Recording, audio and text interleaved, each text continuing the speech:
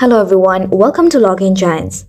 In this video, we'll learn how to recover Roblox account without email or phone number. So without any further ado, let's get into the video. Now, if you have lost access to both the email and phone number associated with your account, the process of recovering your account can be a bit more challenging, but it is still possible. So for that, open up your web browser and type down roblox.com/support in the search bar.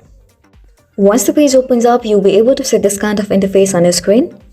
Now fill out the form with as much information as possible about your account, including your username, your current active email address, and also specify the device you're having problem on. And from the help category, select account hacked or can't log in. And next, select forgot password.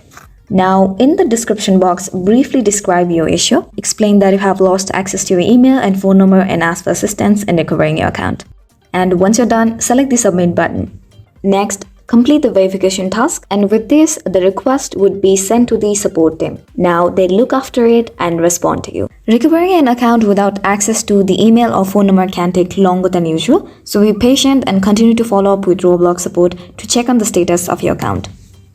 We hope you find this video helpful. Please make sure to hit the like button and subscribe to us for more helpful tutorials.